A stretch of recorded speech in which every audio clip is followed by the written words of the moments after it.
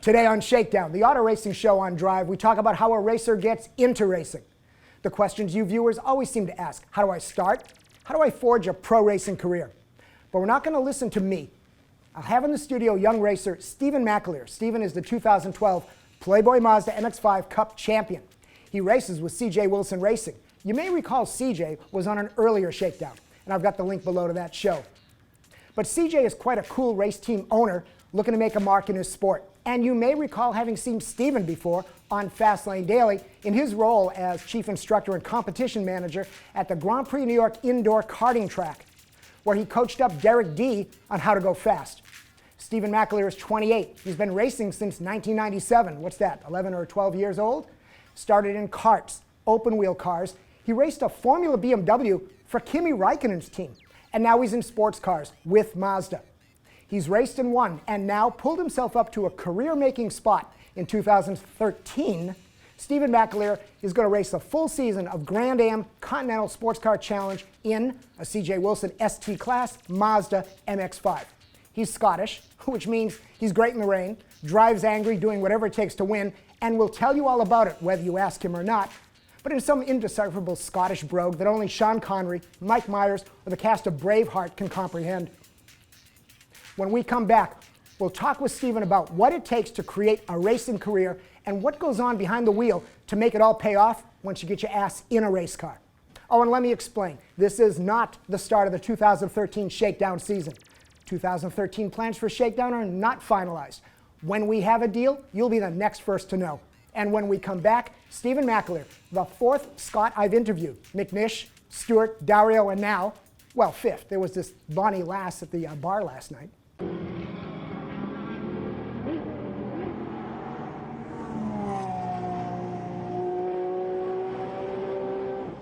Soft launch or not, this is how we should start the 2013 calendar year with a Shakedown University. But not me preaching, someone who can really coach us up on forging a racing career and what it takes in the car to get the job done. Stevan McAleer, our 2012 champion, is here. Thank you. Hey there, Thank you. You're going to be the one that's going to tell us what's really going on. And you just got back from Daytona testing. Yep. You championship bastard, dude. What was that like? What was Daytona like? Daytona was great fun. It's obviously a track that you think NASCAR is associated with, big, obviously high-speed oval. And yeah, it's pretty exciting to go out in the MX-5. We're in a different class now, so we have a ST car racing with GS. GS is a faster car. And obviously now we're looking in the mirrors for faster cars coming up. And the banking kind of takes away some of your sight out the back window. So you look in the mirror, no one's there, and then all of a sudden there's a Mustang coming at 170 mile an hour. And you're no slouch. You're doing about 140 and change. Yeah, we're seeing over 140 with the MX-5. And I guarantee you, everyone wants to know the first part of it, the obvious part of it, the banking. What's that like? And it's different than the video game or a video you see. What did that feel like? Yeah, it definitely gave me a different aspect of NASCAR. Like the first lap I went out, I kind of started leaning over, I went all the way to the one side. And you can feel it, right? I mean, you can feel it, actually once you get up to speed, you can actually feel the compression. It's pushing you against the seat. So when we come around the next lap, I went all the way up top, like Jimmy Johnson or one of these guys. Yeah.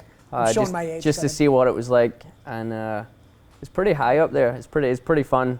Obviously, the lap was terrible. I shouldn't have been doing that in the first place. And but yeah, I mean, in terms of video games, the banking, you obviously don't get that feeling. You mentioned the compression. Is there, even in the Mazda, is there a sensitive part of the corner? Is it entry? Is it exit? Where?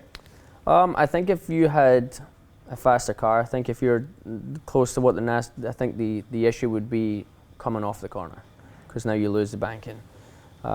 With us, it was pretty straightforward. We're full speed, and the car's pretty solid through there. Okay, you're in the banking, whether you're center track or whatever.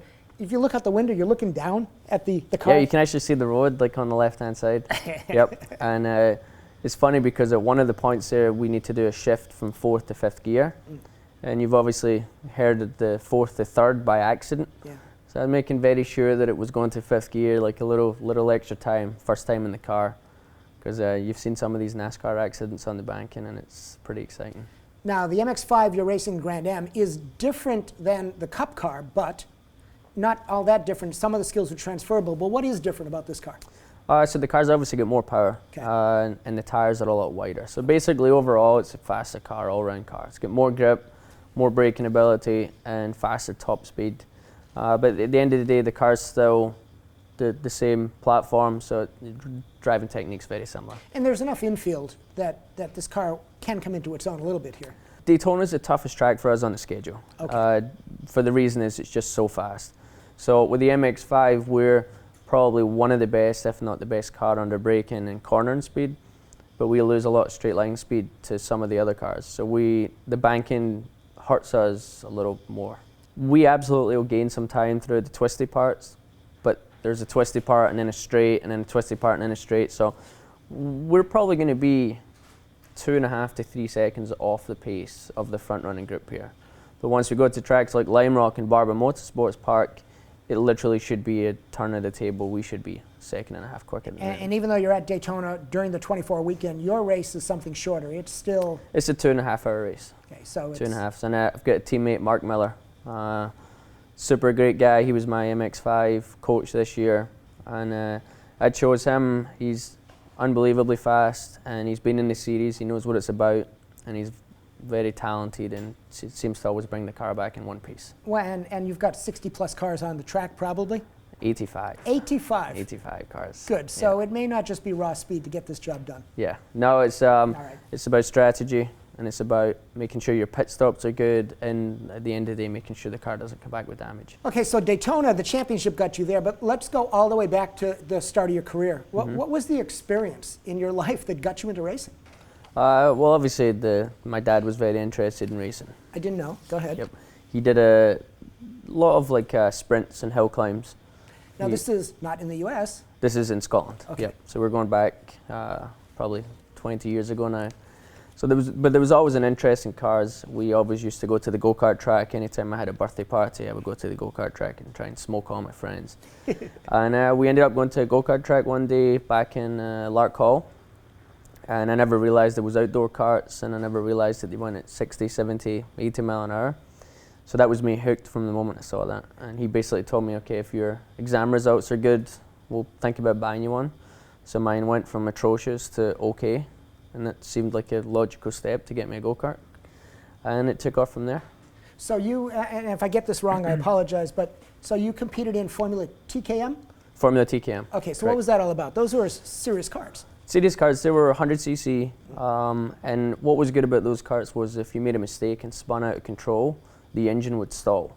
Now the cars they have nowadays, like the Rotax that they run up, basically the new series, those karts you spin and you can keep going. Now obviously you lose a bunch of places.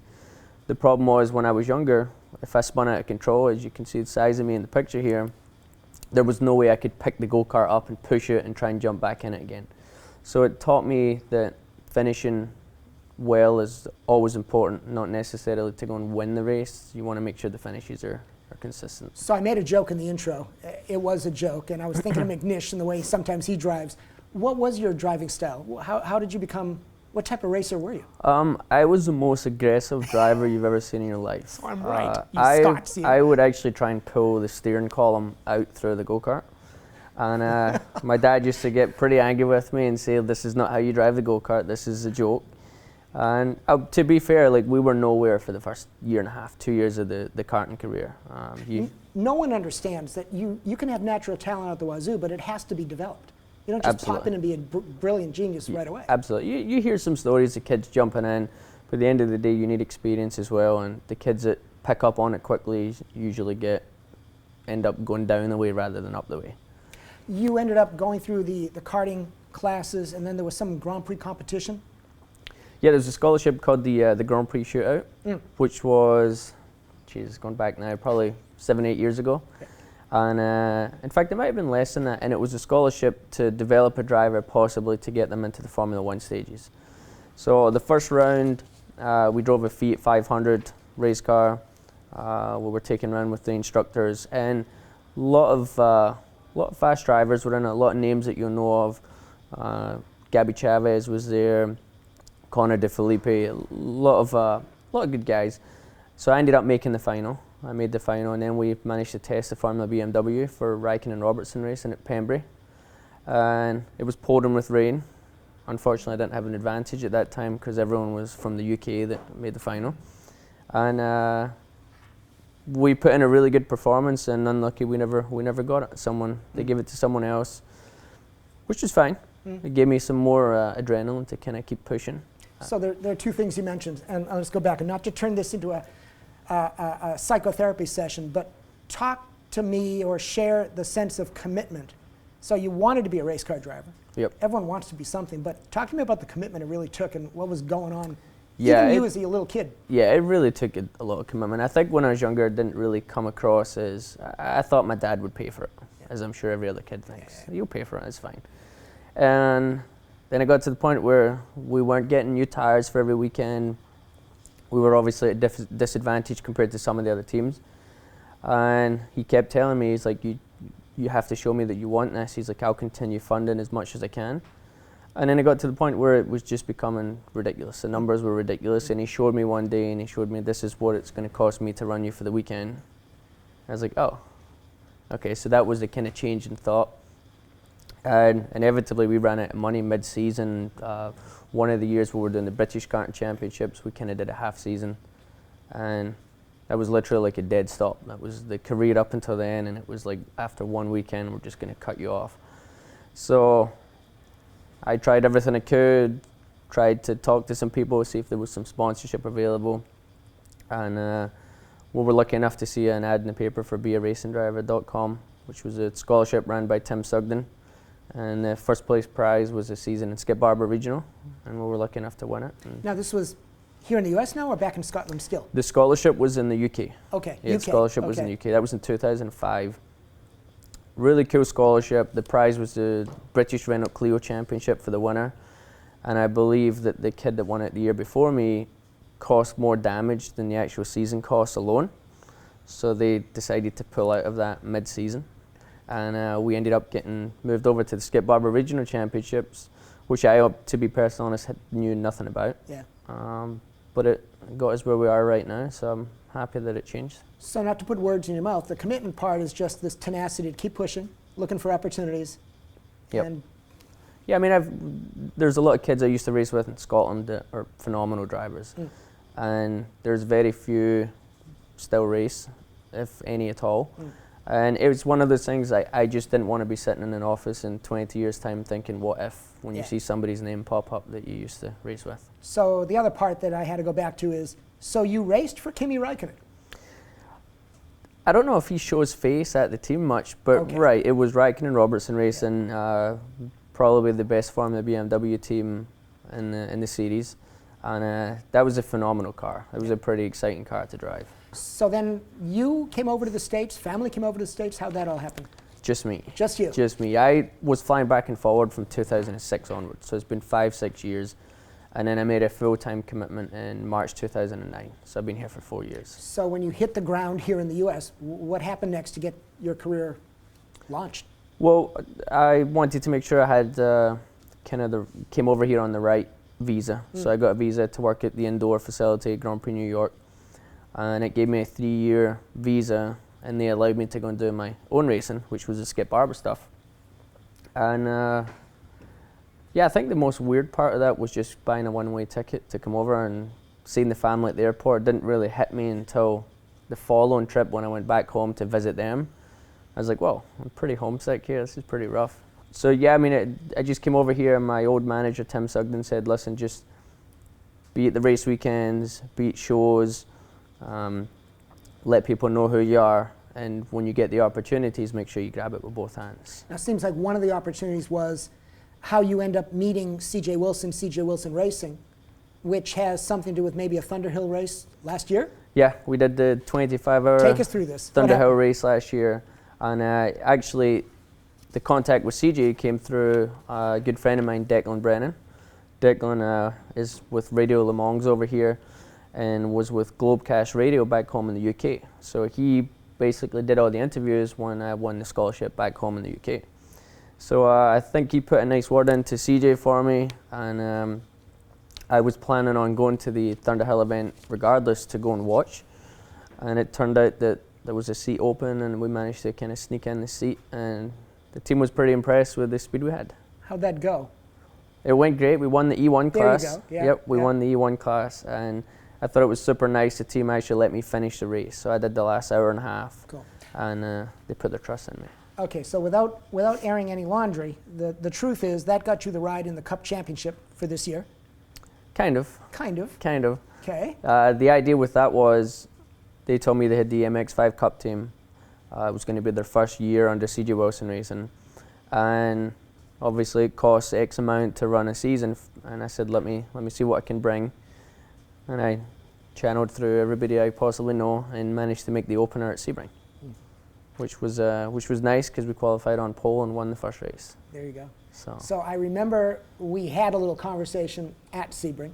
Yep. And there was this sense of how do we make this happen? And somewhere along the line, without airing the laundry, the season continued with CJ. Sure. And take me to the last race, because the last race is maybe indicative of, I think, the style that I've seen from you. Mm-hmm. All you had to do was take the green flag to win the championship in the last race. Yep. And now I'm going to have you connect the dots and finish the story. But somewhere in the opening lap or two, you got bumped off from the front of the grid, maybe all the way back to 9th. This might have been the race at Mid-Ohio. Was that it? It was the Mid-Ohio race, Okay. so that was round 5 of the championship. Okay, so now we're still in the fight. Still in the fight. Yep. Mid-Ohio, not the end of the season. Not the end of the season. So take me through what then happened next. And So we went out for qualifying, qualified on pole, and it was clear that CJ obviously was producing some good cars. That was the third pole I had from 5 races. So, but it was close. There was 5 or 6 of us within a couple of tenths of a second. yeah, but without being a smartass, I checked. The cars don't really drive themselves. That's true. Okay, the driver keep going. has to force it around the track. So I guess my main rival at the time, John Dean. Oh, you're going to name him. Okay, good. Yep, my main rival at John Dean. Hey, John. Yeah.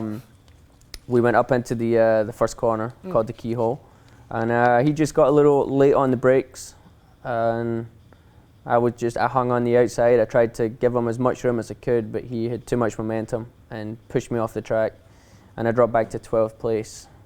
And Okay, so jokes aside. Yep. What was in your head then? You know you had a championship going on. You Yep. know you're quick enough. You're at the front of the grid. Tell the fans what goes on in your head at that moment. You got a couple of options. What did you do? Well, the first thing I thought of is the car damaged, and obviously that's a major role that you can be the best driver in the world, and if the cars get damaged, then you're going to be sitting parked. So I was pretty angry on the radio. I got on with the team and I said I'd been bumped off the track. I wanted them to make sure that they were going to look at it after the race. And we made a few corners. I wasn't too sure if I had a flat right tire. And then car started coming back. I guess it was gravel and grass and stuff on the tire. So at that point, I was like, okay, let's see this for a comeback. And it's probably the hardest I've driven all year round to prove that I could get back up the front. So you have how many laps in that race? 30, 20? It was a 45-minute race, and Okay. the laps were like 140, 145. Okay, so somewhere along the line, if I read the notes right, about lap 23 of 25 or 7, you found yourself toward the front or into the front? Yeah, we'd got our way up front, and I came up behind John. Oh, God. And it was quite funny because we came through the first corner, and he actually put his hand up and apologized to me. And I thought I would give him a wave in return. And again, it was never a deliberate move. He was obviously as excited as me to try and lead the race. And but I was taking no prisoners at that time. I wanted to make sure I could get to the front and pull away. And the last 3 or 4 laps, I managed to do that. So that was definitely the most exciting race for me in terms of you have all your competition out there. They all pass you at the start, and you get past them all again and win the race. That was a kind of turnaround of the season. Let's stay racing in the car. Talk to me a little bit about, you're in this new car for the Grand Am race. Yep. So how do you go through the shakedown process? What frankly, mentally, do you do to approach a new car, frankly, at a new track with Daytona? Yeah, and obviously there's very limited time. I've now got a teammate that needs some time in the car as well. So my train of thought now is I've got enough experience under my belt. I've been driving for 16 years, and I'm confident in myself that I can get up to speed quickly. So I like to push the car. I do maybe 1 warm-up lap. I kind of assess where we're going. And obviously we've looked at data and stuff beforehand. I've looked at a bunch of different in-car cameras to make sure I know where I'm going. But again, I'm confident that if I maybe overdo one of the corners, I'm comfortable saving the car. Whether it was Mid-Ohio or qualifying, tell me a little bit, secret if you want, how do you get a fast lap? You're at one level. We know we've got to go plus 1 or 2. Sure. Where do you look for that speed? Going back to what my dad taught me, be as smooth as possible. Okay. A lot of drivers, and I think with the open wheel background I have as well, you have to be smooth in open wheel. Sports cars, especially when you're driving slightly heavier cars, you can absolutely be a little more aggressive, maybe on initial steering input, trying to point the car. But I've always found every time I drive smooth, I get in my rhythm. You're obviously tired. You're less tired because you're putting less effort into the wheel, and you know when you're in that rhythm, which is pretty cool. So you're free to contradict me, but there's a lot of people who talk about going fast. They have to really rough up the car and drive it like you stole it and really beat on the car. You're talking about a little more aggressive with sports car, but it's all relative terms. Yeah. You're never really pounding all over this car. You're still finessing. Right. You're absolutely finessing. Okay. The cars get such a solid platform that when you force it through a corner, if you were to take a picture of the car, it wouldn't look like the car's leaned over at all. If you try and do that with a road car, the driver looks like he's a maniac and he's trying to steal the car. So, let's talk in a general sense. What is it about racing that you love? I love everything about it. I love the fact of getting to the track, preparing for going out on the track, and obviously the competition. I love the competition. The most exciting thing for me, something my dad always said, drive as fast as you can for half an hour or whatever type of race you're doing, and you look in the mirror and there's still somebody sitting behind you. That's when it doesn't mean they're faster. If they were faster, they wouldn't have sat behind you for half an hour. It just means that it's you guys are going pretty fast. Okay, so I've always maintained there's a difference between confidence and arrogance. And the stories you were telling, is there one thing you would tell a young racer to most importantly focus on if they really want to be a good racer? Yeah, the idea is, like I said, we can drive as fast as you can. Just go out, meet as many people as you can, be at all the shows, be at all the race weekends, and make people like you. Like, make it into your character that they like you. It's very simple. If they don't like you, they're never going to help you, they're never going to give you. Well, that explains my career, you bastard. Well, there you go. There you go. Okay. Okay. What's the biggest caution to give a young racer? What would you tell them, coach them up about? Like you said, probably not to have arrogance on them, unless they've got a lot of money backing them. You can be as arrogant as you want. I've always thought about that route if I won the lottery. But no, on a serious note, like, don't be arrogant. Accept when you finish last or down the order and take it and learn from it and come back stronger the next time. What's the biggest challenge back in the car that you focus on to do the job of winning? Biggest challenge? Just knowing that I give it my best. Yeah. I think just knowing that I've tried as hard as I can, and if I make mistakes, and I'll kick myself for about one corner and then I'll get back on the job. Okay, so it's Scottish history time. Okay. You know all the Scottish drivers? Yeah. Clark, Sir Jackie Stewart, yep. Coulthard, you said I should pronounce it now? Coulthard, David Coulthard. The Yep. Franchides, Colin McRae, Alan McNish. Who were your role models? I was a Colin McRae fan. I like Colin McRae. And he was, what did they call him? He was either comes first or ends up upside down. Yeah. And obviously massive car control, and people forget rallying. When you make a mistake, you usually hit something. Formula One, you make a mistake, you spin, sometimes you come back on the track. And yeah, big fan of Colin. So I'm curious of your point of view. Do you consciously drive aggressively, or is it just your nature? When I say, or when they say Europeans drive aggressively, it's not in their driving the car. Like, I mean, like I said, I would like to think I'm one of the smoothest drivers out there. Yeah. But there's an aggression level when I want to pass people. My dad always told me if you sit behind someone for 2 corners, then it's 1 corner too much. Yeah.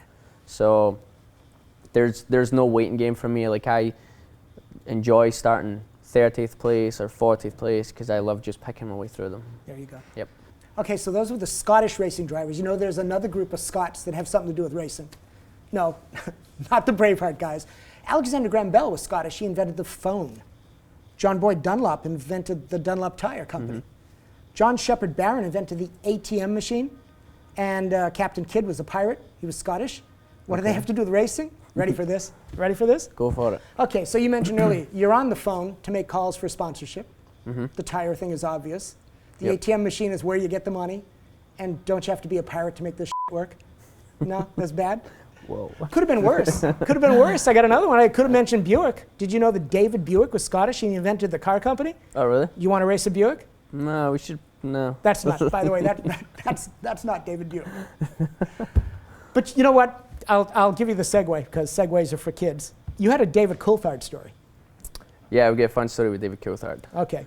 So, save me. going back, I don't know, 15 years ago or so, 13, 14 years old, we were out looking for sponsorship.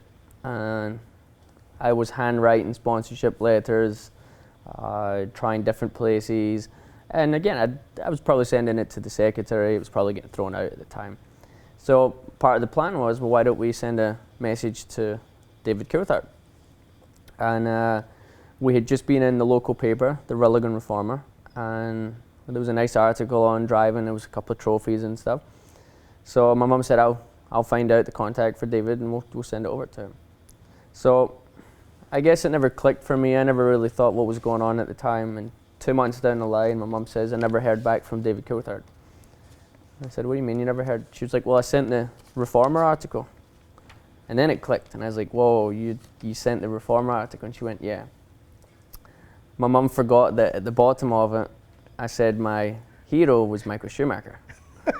So there's your clear answer why David Coulthard never get back to us. Was that before or after the alleged fight in the paddock?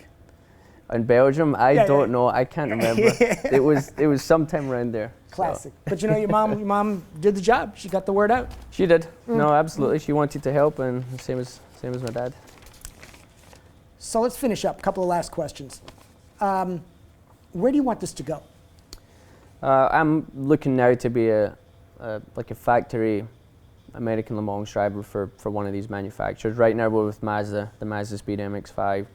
And I'd like to continue that with CJWilsonRacing. I think we've got a good partnership. I think we've got a good couple of years ahead of us.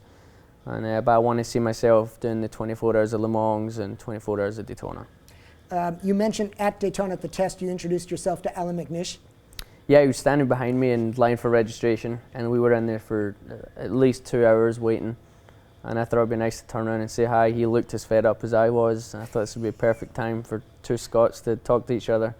And yeah, we spoke for 15, 20 minutes, and it was pretty exciting. So whether he's the answer to this question or not, it's okay. Which driver would you love to take a lap with? I would have said Colin McRae. Yeah. I would have said Colin McRae for sure. Yeah. And I would like to have a lap round in one of the Audis with McNish as well. Would be pretty exciting. Now, no offense to your affinity to Mazda. You can mention a category instead of a brand. What's the coolest race car to you these days? I'd like to see a Lamborghini do something. Really? When they used to do the Lamborghini racing over in Europe, and these guys would just bounce off each other with these cars as if it was two Mazdas. It's a pretty exciting race car. What series, other than the ones you compete, do you follow? I pretty much follow everything that's going. DTM Championship I'm a big fan of. Obviously Formula One was a dream from 15 years ago. So I mean, anything that's going. I've got a couple of friends now in Formula One. I've got a couple of friends in IndyCar. Who? You can mention names. Paul di Resta. Sure. Paul di Resta's in there. And the IndyCar series, we've got Joseph Newgarden. Yep. We've obviously got Connor Daly testing out there as well now, so pretty cool to see them. If there's one thing, a last thing to leave the fans with, if they seriously want to race, last comment. Just dedication. Like, don't say you're going to do it, actually go and do it. And if you want it as much as me, you'll not have $1 in your pocket all day long, and you'll drive a race car. And you'll still be happy. Still be happy. Good luck. Thank you very much. Looking forward to seeing you at Daytona with the debut. Awesome. Thanks for spending the time. Thank you.